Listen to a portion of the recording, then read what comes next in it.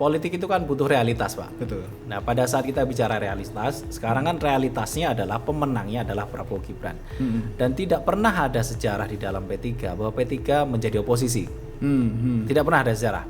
Jadi di dalam kondisi itu ya kita berharap dan saya cukup yakin bahwa P3 akan masuk dalam koalisi pemerintahannya sekarang. Tapi kapan, proses dan bagaimananya yang ini yang kita mesti lihat sama-sama. Tapi saya cukup yakin bahwa akan masuk di dalam koalisi.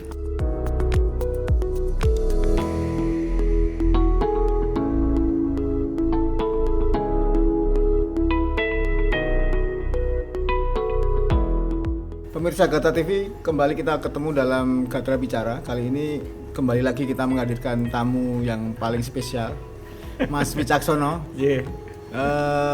Saya harus ngomong apa ini? Sebagai apa ini, Mas? Sebagai kemarin katanya sudah monggo mawon. dinonaktifkan sebagai wakil ketua Majelis Pertimbangan Partai Persatuan Pembangunan. Nah, sekarang mungkin Mas Wicak kembali ke aktivitas biasa bisnis. Tapi masih mengamati P3 kan ya? Oh, masih. Kemarin kalau kita beberapa waktu lalu kita ngobrol dengan Mas Wicak terkait soal gerakannya di P3, meskipun P3 berada di PDI Perjuangan dan mendukung Ganjar Mahfud. Waktu itu Mas Wicak bersama pejuang P3 berbelok mendukung Prabowo Gibran. Nah, sekarang gara-gara itu Mas Wicak kemudian dinonaktifkan atau dipecat, Mas, sebenarnya? Ya, mau pilih yang mana, Mas? Oke, tapi karena mungkin Mas Wicak masih mungkin mengamati ya, mungkin kita pasca pemilu ini mungkin kita pengen tahu nih perkembangan terakhir, mungkin sebagai pengamat P3 Anda melihat perkembangan terakhir P3 mungkin kalau terakhir jenengan ngomong ke saya mungkin lolos, tapi ternyata di hitungan terakhir hasil pemilu kemarin P3 hanya sampai 3,98 atau 3,8 gitu ya. 3,8. Ya. Jadi hampir nyaris sebenarnya, tapi sepertinya tidak akan lolos meskipun itu sebagai partai tua gitu. Sangat disayangkan kalau memang P3 ini tidak ikut dalam dalam perpolitikan di 5 tahun ke depan. Nah, Mas Wicak gimana? Masih yakin nggak? Atau mungkin akan ada kalau melihat perkembangan terakhir ini akan ada upaya-upaya untuk bisa menyelamatkan nggak ini P3? Oke, kalau yang pertama adalah janji politik saya kan sesuai kan, Mas? Iya. Jadi bahwa Prabowo Gibran menang di satu putaran itu yang paling penting. Yang narasi awal kan itu. Ya, siap. Satu putaran alhamdulillah berhasil. Ternyata terbukti ya. Terbukti dan itu sampai 58%. Dan salah satunya karena Mas Wicak mendukung itu ya. Ya, alhamdulillah. itu kan reviewnya dari Gatra. Tapi anyway, itu adalah sebuah janji politik yang memang kita realisasikan, bekerja betul di lapangan. Nah, mengenai P3 memang kan dari urusan partai ini stakeholdernya kan banyak ya. Jadi dari calegnya sendiri, dari kekuatan finansial, dari banyak hal yang kita kelola itu. Tapi anyway, meskipun hari ini kita belum masuk di dalam parlemen, masih di 3,8 sekian, tapi saat ini kita masih berjuang. Kita masih berjuang di MK, di mana di MK ini kita sudah membawa bukti bahwa ada beberapa suara kita yang hilang. Salah satunya di daerah Papua gitu misalnya. Nah, ini yang memang saat ini masih kita perjuangkan. Teman-teman di dalam P3 masih memperjuangkan. Kalau targetnya itu kita tetap realistis, kita akan dapat masuk di Senayan, Pak. Karena hitungan kita harusnya sekitar 4,05 yang harusnya kita masuk di sana. Ya mudah-mudahan bisa diwujudkan agar bisa masuk lagi ke parlemen nanti. Harus, Pak, kita partai tua, Pak. Jadi kita harus bersemangat untuk ke sana, Pak. Tapi sebagai orang luar, Anda melihat sekarang ini apakah memang langkah P3 untuk harusnya bagaimana ini ke depan? Karena memang kemarin kan mungkin berkoalisi dengan partai yang kemudian akhirnya tidak menang di Pilpres. Nah, sekarang kalau pilihannya seperti apa harusnya kalau bisa melihat sekarang ini perkembangan? Politik itu kan butuh realitas, Pak. Betul. Nah, pada saat kita bicara realitas, sekarang kan realitasnya adalah pemenangnya adalah Prabowo Gibran. Dan tidak pernah ada sejarah di dalam P3 bahwa P3 menjadi oposisi. Tidak pernah ada sejarah. Jadi di dalam kondisi itu ya kita berharap dan saya cukup yakin bahwa P3 akan masuk dalam koalisi pemerintahannya sekarang. Tapi kapan, proses dan bagaimananya yang ini yang kita mesti lihat sama-sama. Tapi saya cukup yakin bahwa akan masuk di dalam koalisi. Ada kemungkinan pintu-pintu yang bisa dimasukin P3 ke depan agar bisa juga masuk ke... Nah, insya Allah banyak, Pak. Pintu terbuka lebar buat semua orang kan, termasuk partai. Dengan kondisi itu saya cukup yakin bahwa kondisi kedepannya P3 akan masuk dalam koalisi. Ada konsekuensi-konsekuensi tertentu yang harus dilakukan P3 agar juga bisa ikut Ya kemudian? tentunya kalau sebuah konsekuensi politik itu adalah pada saat kita bergabung ya kita ngikut pemimpinnya, karena kan apalagi suara kita kan minoritas ya. Jadi kondisi itu kita harus ngikutin semua pola dari kebijakan-kebijakan pemerintah, harus kita dukung Ya. untuk 5 tahun ke depan. Tapi Mas Wicak kan salah satu yang mungkin punya peran di dalam kemenangan Prabowo Gibran karena membawa suara dari... Ya mohon doanya semoga kita masih didengar, Pak. Insya Allah. Jadi apakah perlu ada, mungkin tadi kita perlu tahu apakah memang hal-hal yang perlu dilakukan perubahan di P3 itu apa saja mungkin ke depannya agar juga lebih fit dengan pemimpin tadi ya, pemimpin yang terpilih sekarang. Kalau menurut saya yang dalam waktu dekat itu maksimal 1 atau 2 tahun ke depan kan pasti ada muktamar ya Pak. Ya. Karena muktamar itu kan sebuah kewajiban partai dan itu memang targetnya adalah tahun depan. Dan kondisinya dengan kondisi akan bergabungnya ke dalam koalisi Prabowo Gibran itu tentunya akan ada keseruan nanti Pak, keseruan pada saat pemilihan ketua umum baru dan lain-lain. Nah itu pasti akan ada muncul tokoh-tokoh baru yang kira-kira akan menjadi kandidat ketua umum yang baru gitu. Dan ini juga akan menimbulkan gelora politik yang baru. Semoga refreshness dari P3 untuk 5 tahun ke depan itu bisa membawa perubahan lagi di 2029. Karena kalau tidak berjalan dengan kondisi stagnan seperti ini, 2029 kita juga akan berat bekerja nanti. Nah, dengan harapan manajemen baru, pengurus-pengurus baru di DPP P3 yang baru, itu akan menghasilkan refreshness baru, orang-orang baru, kinerja yang baru, sehingga menghasilkan suara yang baru di 2029, sehingga targetnya adalah penambahan kursi di Senayan nanti. Tapi kalau dari tadi Anda melihat bahwa perlu ada refreshing atau pembaruan di dalam kepemimpinan P3 ya. Kira-kira siapa saja yang mungkin tokoh-tokoh yang bisa menjadikan pembaruan di P3 kemudian bisa diterima ke depan oleh masyarakat gitu? Saya rasa banyak kok Pak, banyak tokoh-tokoh baik itu yang sekarang aktif atau yang tidak aktif di dalam P3 banyak sekali. Banyak sekali ya. Banyak sekali, memang kondisinya siapa yang berani muncul di depan, terus kemudian siap tidak finansialnya gitu kan, masalah politik itu pasti ada finansial yang mendukung Pak. Jadi omong kosong kalau nggak punya uang terus kita bisa maju Pak. Itu kan butuh semuanya kan. Bukan berarti dengan politik uang ya Pak. Dengan kondisi mempersiapkan semua sebuah acara politik itu kan butuh uang yang besar gitu. Ya itu yang mesti konsekuensinya sebuah konsekuensi gitu. Kalau berarti tidak tertutup kemungkinan akan kembali mereview koalisi yang ada sekarang kemudian berganti ke mungkin ikut koalisi pemerintahan berarti ya, tidak masalah juga. Hitungan saya 90% akan masuk di koalisi yang baru Pak. Saya tidak mendahului Allah, tapi hitungan kalkulasi politik kita akan ngarah. Hitungan itu berarti sudah ada komunikasi dengan orang-orang P3 meskipun sudah. Mas Wicak tidak di dalam sudah kita udah tahu peta politiknya dan kira-kira akan mengarahnya kemana, itu juga akan ketahuan kok. Jadi kalau ini ya mungkin kira-kira, nah ini juga mungkin tahu P3 selama ini juga ikut pemerintahan dan ada wakil di sana di kabinet. Kira-kira Anda melihatnya juga P3 juga perlu nggak nanti misalnya? Kalau masuk koalisi pasti dapat jatah menteri dong Pak. Pasti dapat. Nggak mungkin dah.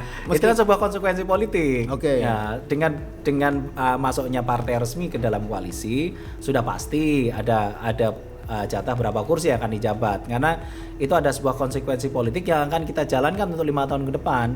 Karena kalau tidak begitu namanya nggak deal politik Pak. It's a deal politik, it's about the chair. Tetap aja harus ada itunya. Atau cuma perlu nggak atau harus menteri atau yang lain gitu? Ya itu sebuah negosiasi nanti Pak. Itu ya? Sebuah negosiasi. Saya rasa itu negosiasi yang nanti petinggi-petinggi, saya kan bukan petinggi Pak, itu beliau-beliau yang ada ya. Jadi memang harus ada jaminan bahwa P3 juga punya tempat di sana Iya.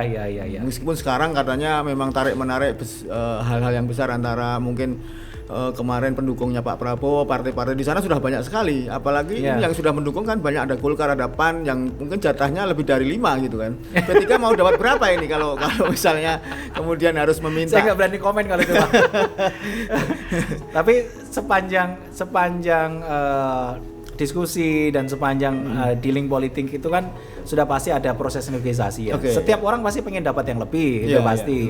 Tapi kan Pak Prabowo sebagai pemegang hak tunggal atas itu, prerogatif presiden atas pemilihan kabinet, itu kan beliau punya kebijakan nanti. Oh, ini layaknya partai ini dapat sekian, partai ini dapat sekian gitu. Kinerjanya begini, kinerjanya begitu. Itu kan keputusan dari presiden. Tentunya semua itu menurut saya adalah atas dasar kepentingan negara, bukan atas dasar kepentingan masing-masing parpol gitu. Nah, dengan atas dasar kepentingan negara ini, saya yakin Pak Prabowo begitu wise nanti akan pilih, oh ini orang yang kompeten, ini orang yang cocok, ini sesuai targetnya, ini sesuai dengan jatah kursinya, kan begitu Pak. Yang itu nanti kita lihat mungkin akan di ujung-ujung Pak. Di sekitar bulan Oktober pertengahan itu baru mulai kelihatan yang pasti. Sekarang masih 6 bulan lagi, masih lama Pak proses itu. Kalau sekarang P3 itu ada di Bappenas sama ada di Wakil Menteri ya, Wakil Menteri Agama kalau nggak salah. Iya, sama utusan khusus presiden. Khusus, ya. Kira-kira apakah nanti kalau misalnya ada bergening posisi yang boleh diminta yang seperti sama atau mungkin bisa berbeda? Kalau minta kan nanti bergening gitu Pak. Nanti perlu dibahas lagi ya. Itu belum kita bahas. Yang jelas kita targetnya adalah masuk di dalam koalisi dulu biar kita berdiskusi lebih baik gitu.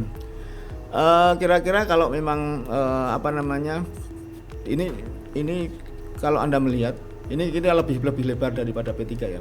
Dan konstelasi ini apakah nanti apakah akan ada partai baru mungkin ada sebagai pegiat politik, apakah akan ada peta-peta baru koalisi di pemerintahan atau mungkin di koalisi sendiri yang akan terbentuk lagi seperti yang baru atau bagaimana kalau Mas Sono melihatnya seperti sekarang ini? Peta koalisi sih saya rasa masih sama sih Pak. Cuman ada beberapa parpol yang pasti akan jadi oposisi, kan nggak mungkin nggak ada yang oposisi Pak. Nah, kemungkinan besar yang kita sama-sama lihat bisa jadi akan jadi oposisi PDI Perjuangan gitu. Mereka kan punya pengalaman yang cukup panjang menjadi oposisi. 10 tahun mereka pernah menjadi oposisi. Apakah itu keputusan menjadi oposisi atau tidak? Kalau menurut saya dengan narasi-narasi yang di media sekarang begitu kencangnya, kemarin Mas Hasto menganalogikan Mas Gibran seperti supir truk gitu kan. Itu kan berarti udah cukup kenceng itu di media. Mungkin juga pilihan beliau itu menjadi oposisi. Itu sebagai sinyal itu kan sinyal. Itu kan semua orang bisa lihat itu gitu. Nah, kalau PDI Perjuangan menjadi oposisi ya jelas nanti ukuran dan barometernya di politik nasional kan pasti akan ketahuan. Kalau dari sisi pemenang di koalisi pemerintahan yang akan mengisi koalisi ini akan terlalu gemuk nggak kalau Anda melihatnya? Saya rasa gemuk atau tidaknya di kepemimpinan Pak Jokowi ini juga gemuk kan. Tapi dengan kondisi gemuk, kalau bicaranya meskipun posturnya gemuk tapi kalau kerjanya ramping kan boleh Pak. Gitu, yang jelas efektif dari pekerjaan yang di utusan presiden ini dari kolega-kolega yang diambil untuk presiden ini itu sesuai dengan kinerjanya, sesuai dengan achievable-nya, saya rasa it's fine Pak. Mau gemuk mau kurus yang penting kerja untuk negara bagus. Itu menurut saya sih oke sih. Ada yang masih menanyakan terkait posisi Pak Jokowi nantinya setelah di pemerintahan Pak Prabowo ya. Ada yang bilang Pak Jokowi pantas sebagai ketua koalisi seperti itu. Apakah Anda melihat seperti apa sih Pak Jokowi harusnya menempatkan dirinya? Kalau saya sebagai pribadi ya Pak, saya sebagai pribadi nggak ada opini yang lain. Saya berharap Pak Jokowi bisa masuk di PBB Pak. Bisa jadi sekjen PBB mungkin. Saya harapan itu jadi lebih mendunia Pak, karena saya yakin beliau punya kapasitas yang lebih besar gitu. Iya. Jadi tidak ke politik praktis lagi ya? Beliau sangat achievable Pak. Jadi menurut saya ada kalanya, ini pendapat saya pribadi ya, kalau ini diberikan untuk dunia internasional jauh lebih bagus kalau menurut saya. Kalau dari kemungkinan ini Mas, Anda juga seorang pengusaha, dari sisi pemerintahan Prabowo sekarang ini nanti apa hambatan yang paling besar yang harus dilakukan atau yang dibenahi setelah mungkin melanjutkan pemerintahan Pak Jokowi, itu apa yang diwarisi yang dan harus segera dibenahi gitu? Kalau dibenahi saya tidak begitu banyak komen, tapi kalau bicaranya untuk terus di speed up lebih cepat, itu berarti menurut saya adalah investasi Pak. Investasi ya. Jadi investasi di Indonesia memang masih cukup huge, masih cukup gede yang bisa kita kelola lebih besar, terutama dengan target terbentuknya IKN dalam waktu 5 atau 10 tahun lagi. Itu kan butuh investasi yang luar biasa. Oleh sebab itu memang harus banyak pemikiran atraktif, apakah itu bentuknya stimulus, ataukah itu bentuknya subsidize, ataukah bentuknya suatu kebijakan pajak atau apapun juga yang memang akhirnya mendorong baik itu sektor swasta di Indonesia maupun dari luar negeri untuk berinvestasi di harapan pemerintah yang akan dijalanin. Misalkan di IKN gitu. Berarti apa stimulus-stimulus yang akan diberikan untuk investasi di IKN gitu. Ataupun investasi yang lain misalkan di dunia pertambangan atau yang lain.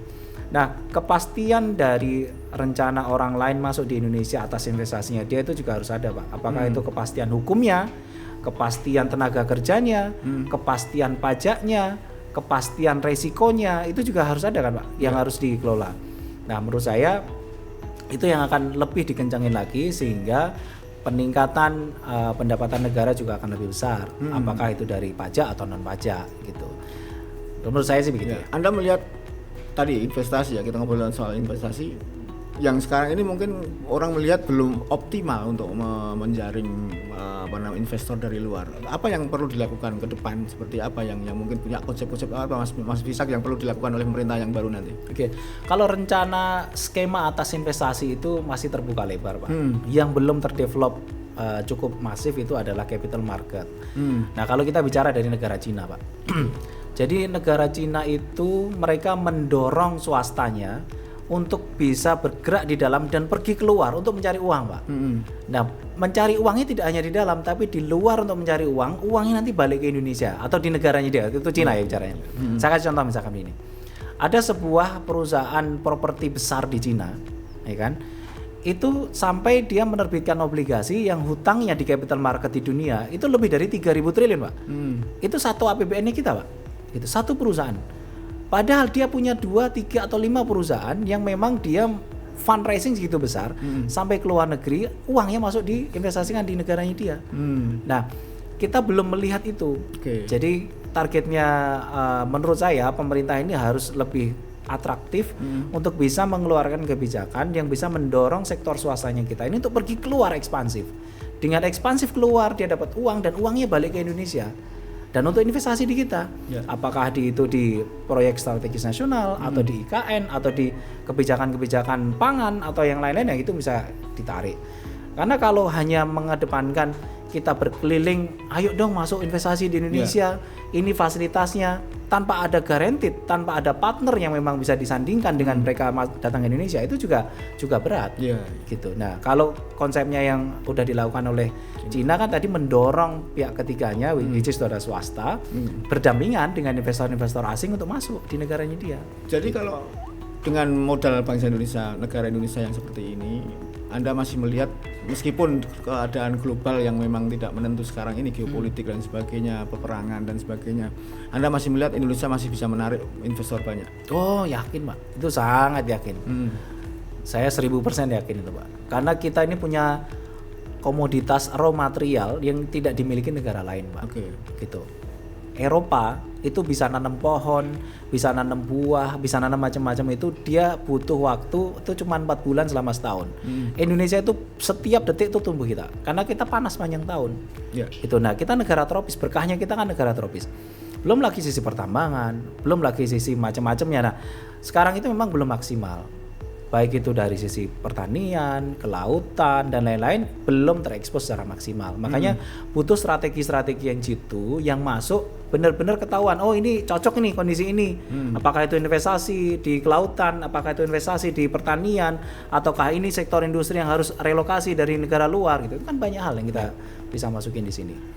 Banyak sekali, Pak, itu banyak sekali potensi. Ya, mudah-mudahan itu bisa dilakukan pemerintahan ke depan. Tapi kalau kita kembali lagi soal politik tadi, peta politik ke depan juga mungkin saya nggak tahu apakah kalau misalnya nanti benar-benar PDIP kemudian beroposisi, apakah itu akan efektif atau tidak? Apakah mending sekalian semuanya di situ di pemerintahan? Nah, nanti tidak ada controllingnya, Pak. Jadi memang harus ada yang oposisi, harus ada yang jadi oposisi. Perlu ada. Ya. Ada satu hal, Pak, yang mesti kita sama-sama paham. Jadi kenapa dari awal narasi saya sangat senang dengan membagi makanan gratis ke anak-anak, Pak. Selain yang memang dinarasikan sebagai membantu untuk kecerdasan anak-anak bangsa untuk 10 tahun lagi, 20 tahun lagi. Tapi ada sisi economic skill yang kita bisa ukur, Pak. Contohnya begini. Program makan siang gratis ini butuh dana sekitar 450 triliun misalkan. Nah, kalau kita pintar mengelola ini, Pak, itu apa aja yang kita bisa kelola, Pak? Satu, sektor pertanian itu kita bisa dapat harga dasar bahan pangannya kita lock, Pak. Karena apa? Karena hasil dari pertanian tadi banyak mayoritas diserap oleh negara sendiri untuk kebutuhan makan siang gratis tadi, Pak. Jadi ada kepastian harga dasar pangan yang bisa disetting sejak awal.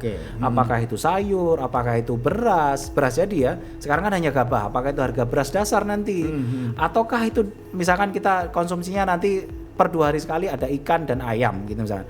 Berarti akan ada harga dasar ikan, akan ada harga dasar ayam, harga dasar daging dan lain-lain yang memang serapan minimal yang diambil oleh pemerintah. Nah ini kan jadinya bagus. Jadi setiap hasil output dari productionnya kita itu pemerintah setidaknya harus menyiapkan sebuah konsep yang bisa menyerap dari produksi itu tadi dengan harga dasar yang disiapin. Tentunya disiapin infrastruktur, terus kebijakan-kebijakan yang ada di situ. Jadi Bapak bayangin dengan satu program makan siang gratis itu kesejahteraan nelayan, kesejahteraan petani itu bisa ikut andil di dalam situ, Pak. Sepanjang kebijakannya benar loh, Pak. Jangan sampai nanti kebijakannya dengan kondisi itu stoknya kurang malah impor terus. Nah, itu yang salah. Nah, gimana caranya itu bisa menjadi stimulus dari di sektor kita. Pertanian ya. Anda pertanian dan perikanan. Anda kebetulan juga berperikanan. Nah, perikanan saya pengen tahu Anda juga berkecimpung di situ. Kira-kira selama ini kurang nggak sih Pak Jokowi mengkritik soal kita membumi laut, tapi sementara kita pemanfaatan produk produksi dari laut itu masih kurang atau bagaimana selama ini? Nah, ini apakah akan ditingkatkan ke depan di pemerintahan yang baru seperti apa? Kalau menurut saya kebijakan yang sudah berjalan memang sudah bagus, tapi memang harus lebih dicepetin dan harus diperbarui yang lebih bagus. Dengan cara apa, Pak? Karena saat ini keluhan yang saya terima, saya kebetulan kan Ketua Umum Serikat Nelayan. Jadi mereka itu teman-teman ini itu masih keberatan mengenai apa?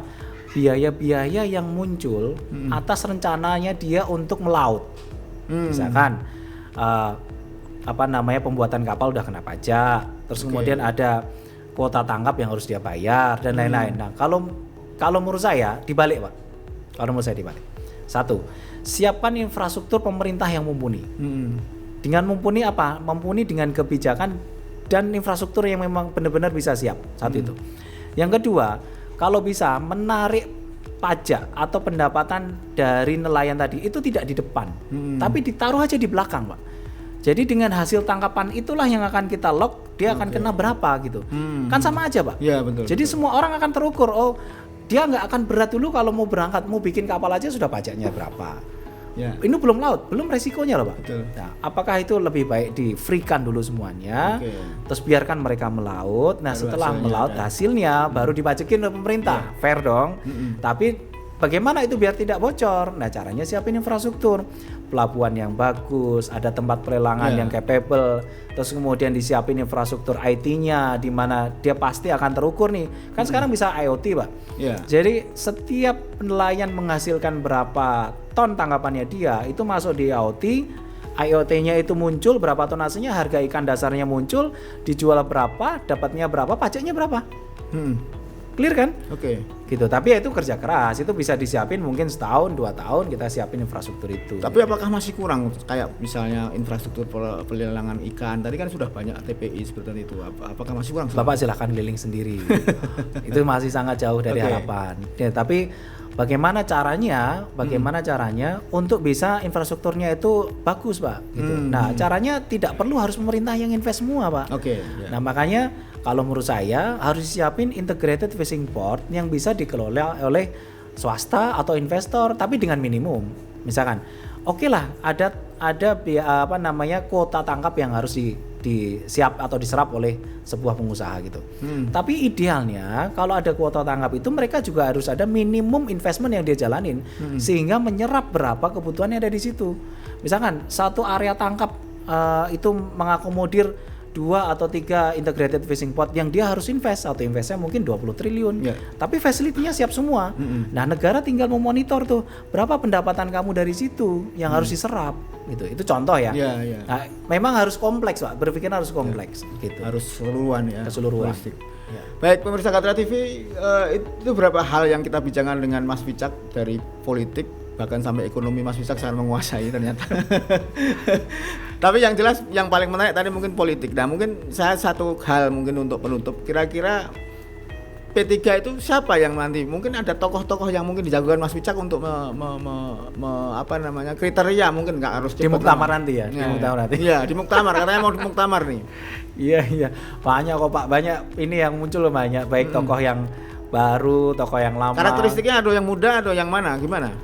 Ya saya sebut nama lah, misalkan tokoh yang lama, mantan ketua umum Gus Romi, itu juga bagus beliau, kan di media juga muncul terus. Oke. Kemudian ada Pak Mardiono yang sekarang Oke. masih menjabat, itu juga mungkin beliau akan nyalon lagi.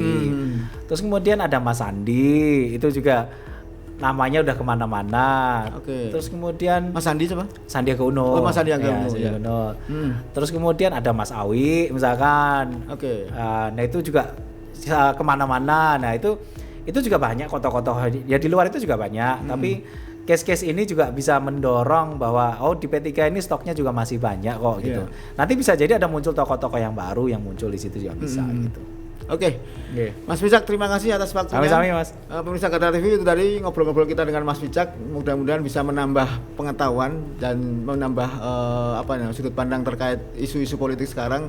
Kita akan ngobrol kembali mungkin dengan tamu yang lain yang lebih menarik, yang tambah menarik lagi, karena mungkin kita menunggu soal kabinet juga akan lebih kencang di mendekati Oktober gitu ya. Ya mungkin kita ngobrol dengan Mas Wicak lagi, karena Mas Wicak mungkin adalah salah satu orang yang di lingkaran kekuasaan yang mungkin bisa punya informasi-informasi yang menarik untuk dikupas.